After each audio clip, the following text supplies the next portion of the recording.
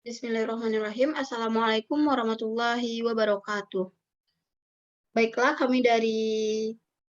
kelompok kami dari kelompok 7 akan mempresentasikan hasil diskusi kami yaitu tentang materi kepustakaan. Sebelum memasuki sesi pemaparan materi, terlebih dahulu saya akan memperkenalkan anggota kelompok 7, di mana yang anggotanya saya Tasya Novrianti sebagai moderator, ada Vidya Kelvina sebagai pemateri, Syifa Judi Pertiwi sebagai pemateri, dan juga Wela Wulandari. Baiklah, langsung saja kepada sesi pemaparan materi, yaitu pengertian dan fungsi dari kepustakaan yang akan saya sajikan sendiri.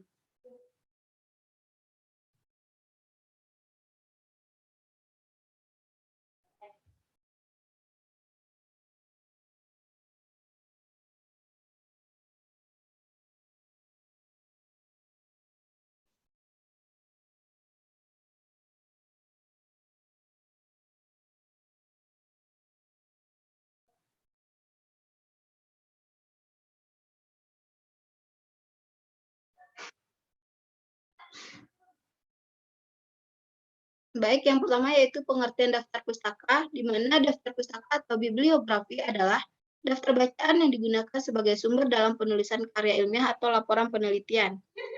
Adapun definisi daftar pustaka atau bibliografi menurut KBBI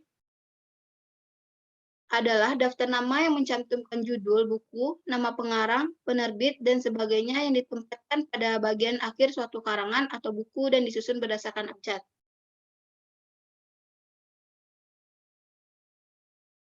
Selanjutnya yaitu ada fungsi dari daftar pustaka. Yang pertama yaitu sebagai sumber informasi. Fungsi dari penulisan daftar pustaka yaitu untuk memberikan informasi bahwa pernyataan dalam karangan itu bukan hasil pemikiran penulis sendiri, tetapi hasil pemikiran orang lain yang penulis untuk memberikan arah bagi para pembaca buku atau karya tulis yang ingin meneruskan kajian atau melakukan pengecekan ulang terhadap sumber aslinya. Yang kedua yaitu sebagai memberikan arah, di mana fungsi dari daftar pustaka yaitu untuk memberikan arah bagi para pembaca buku atau karya tulis yang ingin meneruskan kajian atau untuk melakukan pengecekan ulang terhadap sumber aslinya. Yang ketiga yaitu sebagai pemberi apresiasi atau penghargaan terhadap penulis buku atau karya tulis yang dirujuk terhadap hasil karyanya yang diturut menyumbang peran dalam penulisan karya tulis yang kita tulis, serta untuk menjaga profesionalitas kita jika kita sebagai seorang penulis karya tulis atau terhadap tulisan yang kita buat. Selanjutnya yaitu melihat kebenaran, di mana di sini adalah untuk melihat kebenaran yang dikutip. Mungkin sekian dari saya yang akan dilanjutkan oleh Wela Wulandari. Kepada Wela dipersilakan. Baiklah, terima kasih moderator. Saya akan melanjutkan penyampaian materi tentang komponen daftar pustaka dan komponen daftar pustaka. Yang pertama yaitu pengarang atau penulis. Nama keluarga atau last name atau marga penulis diletakkan di depan diikuti tanda koma. Kemudian diikuti dengan nama depannya. Gelar akademik penulis tidak perlu dicantumkan dalam daftar pustaka. Yang kedua, tahun terbit. Setelah mencantumkan nama, lalu mencantumkan tahun terbit buku, jika referensi tersebut dari jurnal, maka perlu juga mencantumkan jilid atau nomor serinya. Di belakang penulisan tahun terbit, selalu disertai dengan tanda titik di belakang. Tanda titik sebagai pemisah identitas referensi. Yang ketiga, judul. Khusus penulisan judul, ditulis menggunakan font italic atau dimiringkan. Jika itu merupakan sumbernya dari buku. Setiap judul yang ditulis dengan font kapitalis each word. Yang keempat, tempat penerbit atau kota terbit. Teknik penulisan dengan mencantumkan penulisan kota terlebih dahulu.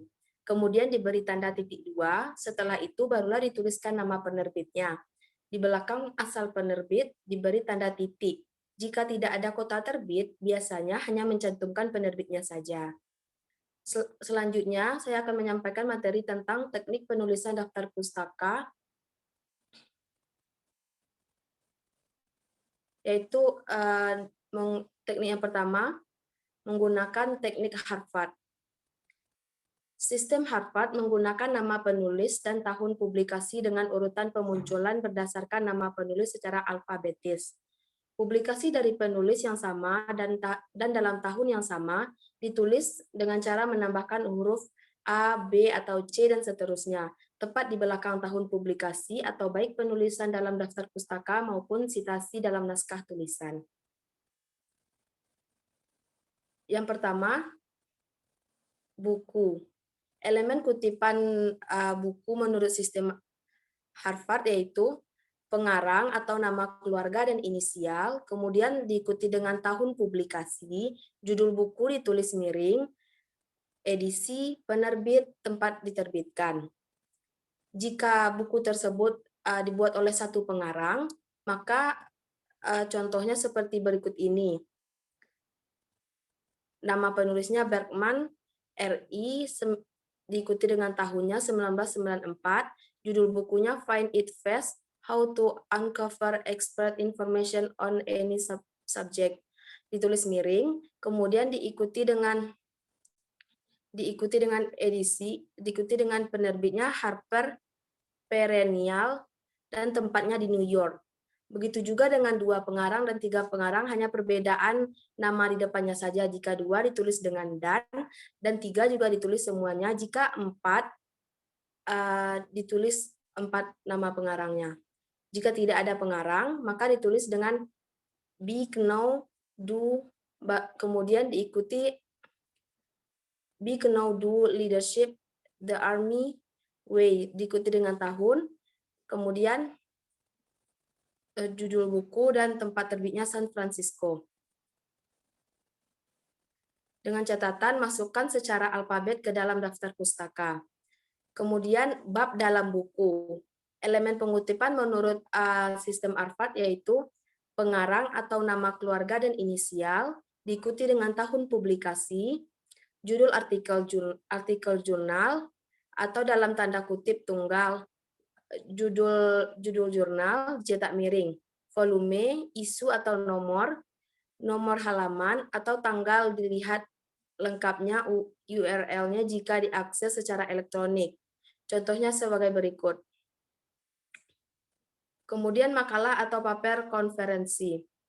Elemen kutipan menurut sistem Harvard-nya yaitu pengarang atau nama keluarga dan inisial, diikuti dengan tahun publikasi, judul paper atau dalam kutipan tunggal, judul dari sidang yang diterbitkan termasuk tempat diselenggarakan dan tanggalnya ditulis miring, penerbit, tempat diterbitkan, nomor halaman, atau dilihat tanggal lengkap URL jika diakses secara elektronik. Berikut contohnya. Kemudian artikel dalam jurnal.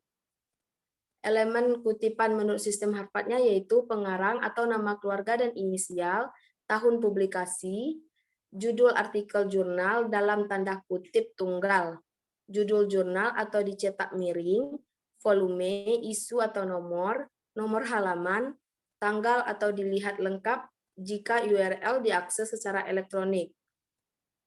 Berikut contohnya. Tesis, elemen kutipan, pengarang atau nama keluarga dan inisial, tahun persiapan tesis, judul tesis, dalam tanda kutip tunggal, penghargaan, institusi yang memberikan gelar, lokasi institusi. Contohnya berikut di bawah ini.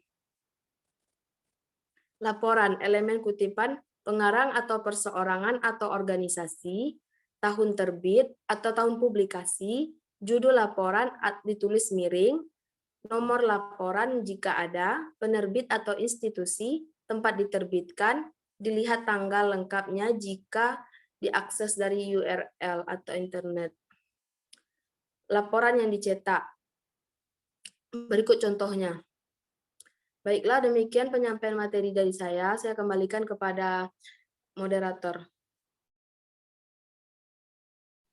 Baik, terima kasih kepada Wela. Pemaparan materi selanjutnya yang akan dilanjutkan oleh Syifa Jodi Pertiwi. Kepada Syifa, waktu dan tempat kami persilahkan. Terima kasih. Baiklah, saya akan melanjutkan tentang teknik penulisan daftar pustaka. Yang kedua yaitu format penulisan font cover. Sistem Vancouver menggunakan cara penomoran atau pemberian angka yang berurutan untuk menunjukkan rujukan pustaka. Dalam daftar pustaka, pemunculan sumber rujukan dilakukan secara berurut, menggunakan nomor sesuai kemunculannya sebagai citasi dalam naskah tulisan, sehingga memudahkan pembaca untuk menemukannya dibandingkan dengan cara pengurutan secara alfabetis, menggunakan nama penulis seperti dalam sistem Harvard. Sistem ini beserta variasinya banyak digunakan di bidang kedokteran dan kesehatan. Next.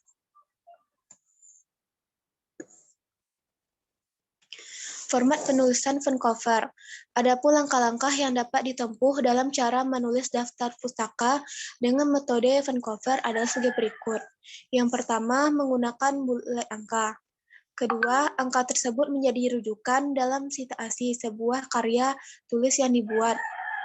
Ketiga, nomor rujukan referensi yang ada di dalam karya tulis itu harus sama dengan urutan penulis yang ada di dalam daftar pustaka. Daftar pustaka yang mengikuti gaya penulisan Vancouver dapat dilihat pada contoh sebagai berikut. Yang pertama yaitu Prabowo Gadget and Briano and New Strong for Acute Respiratory Distress Syndrome due to avian virus and in Zealand. Nampak di sini bahwa yang pertama itu Prabowo, kedua adalah Grispon, tidak diurut secara alfabetis, tetapi diurut secara penomoran. Next.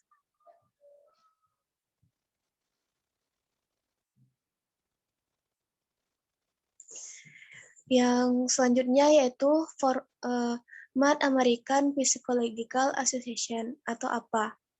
Beberapa ciri gaya penulisan sitiran dari apostel adalah yang pertama, daftar pustaka diurutkan alfabetis berdasarkan nama belakang penulis atau judul apabila tidak ada penulis. Yang kedua, nama depan penulis ditulis sebagai inisial. Ketiga, apabila ada penulis sama dalam daftar pustaka ditulis berurutan tahun yang paling lama, bisa ditambahkan huruf A, B, C setelah tahun. Next.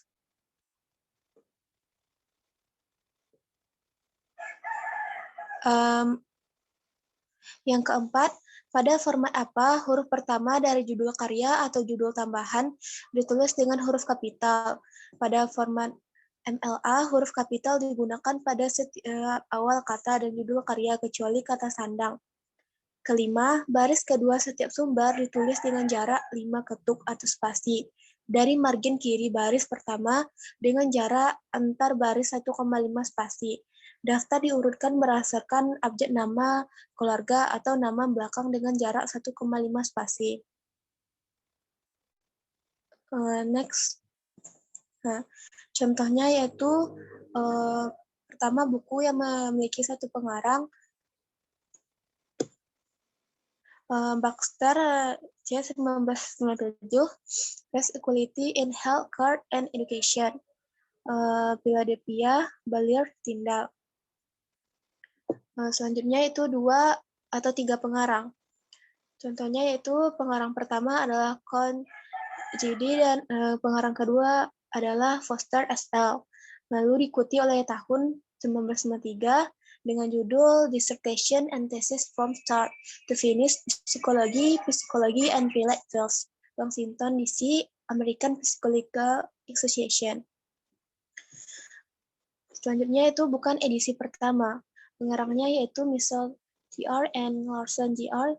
tahun 1987, People in Organization and Introduction to Organization Behavior, 3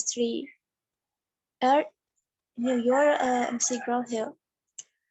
Pengarang berupa tim atau lembaga. American Psychiatric Association, 1994, Diagnosis and Statistical Manual of Mental Disorder, 4th edition, Washington DC, Outdoor.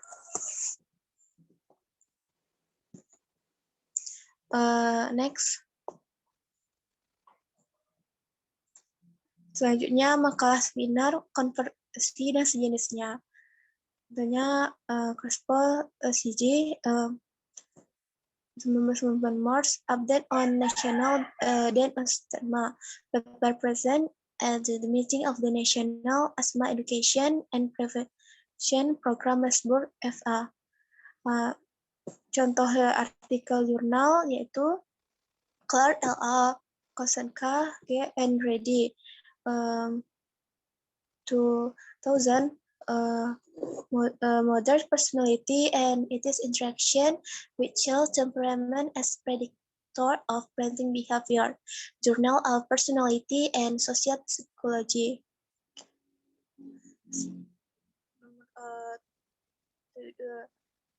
Nomor 79, halaman 274 sampai 285. Yang selanjutnya itu resensi buku dan jurnal bisa dilihat di bawah, seperti bawah ini. Baiklah, hanya sekian dari saya. Saya berikan kepada moderator.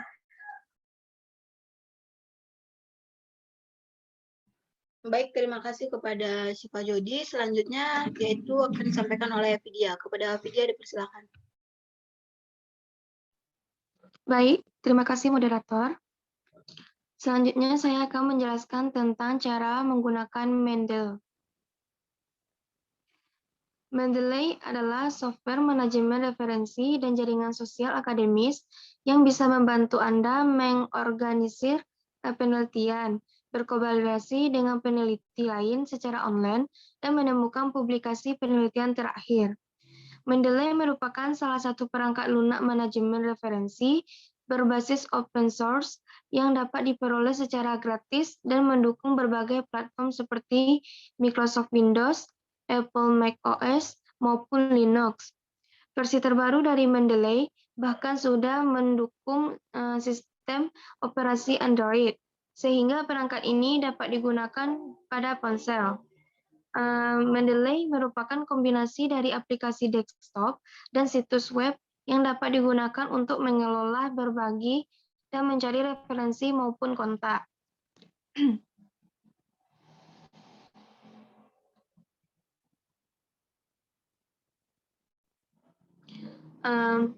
Sebelum memulai aplikasi Mendeley, kita harus tahu dulu terlebih dulu cara-cara memulai dari aplikasi Mendeley tersebut. Langkah yang pertama yaitu pilih login to an existing account dan pilih continue, seperti yang terdapat pada gambar.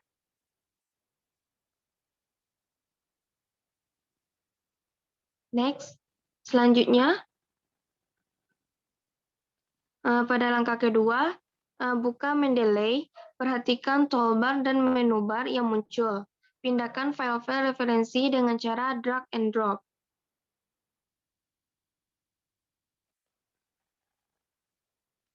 Selanjutnya, langkah yang ketiga, kumpulkan file-file referensi dalam satu folder dan cari referensi lewat database jurnal ilmiah yang terpercaya seperti PubMed, PMC, dan BMC. Artikel dari PMC dan BMC bisa diakses secara gratis. Memasukkan kata kunci pencarian dan download artikel yang sesuai dengan topik penelitian, seperti terdapat pada gambar. Contoh hasil dari pencarian via PubMed Central, yaitu download file PDF dan simpan di folder referensi yang terdapat pada gambar. Selanjutnya, langkah yang keempat, pindahkan file-file hasil pencarian dengan drag and drop dalam Mendeley atau dengan menggunakan fungsi add files. Beberapa files bisa ditambahkan sekaligus dengan memilih beberapa file dan pindahkan atau klik open jika menggunakan fungsi add files, seperti yang terdapat pada gambar. Selanjutnya, langkah yang keempat, melengkapi data bibliografi. File referensi yang sudah dilengkapi dengan DOI atau PMID atau ID bisa secara otomatis ditampilkan data bibliografi bibliografi dalam Mendeley Desktop Library. Cara terbaik adalah dengan mengunduh langsung file referensi dari database resmi seperti PubMed atau jurnal website tersebut. Selanjutnya, langkah yang kelima, menggunakan wedge folder. Dengan menggunakan wedge folder, Mendeley akan secara otomatis menambahkan file-file referensi yang dimasukkan ke dalam folder ini, ke dalam database Mendeley, sehingga pengguna tidak perlu lagi memindahkan filenya secara manual ke Mendeley. Dari menu file, pilih wedge folder atau pilih folder yang akan dijadikan target. Seperti yang terdapat pada gambar. Selanjutnya, langkah yang keenam, mengimpor database referensi dari software manajemen referensi lainnya. Jika sebelumnya pengguna Mendeley sudah menggunakan software referensi yang lain, atau ingin menggunakan database referensi milik kolega yang menggunakan software referensi lain, maka untuk memindahkannya ke Mendeley dengan mudah. Selanjutnya, penggunaan dari EndNote. Yang pertama yaitu pilih file, lalu pilih export. Langkah yang kedua yaitu pilih tipe XML dan pilih output style RIS. Selanjutnya, langkah yang ketiga yaitu beri nama baru dan pilih save. Selanjutnya, yaitu membuka Mendeley. Lalu di Mendeley pilih file, lalu add file.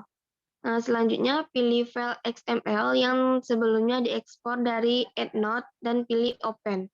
Selanjutnya langkah yang terakhir yaitu database referensi dari EndNote akan ditampilkan di Mendeley. Sekian dari saya kembalikan kepada moderator. Baik, terima kasih kepada Vidya yang telah menyampaikan materi. Mungkin sampai di sini materi kita pada hari ini, yaitu tentang kepustakaan. Jika ada kesalahan, saya mohon maaf. Saya sudahi. Assalamualaikum warahmatullahi wabarakatuh.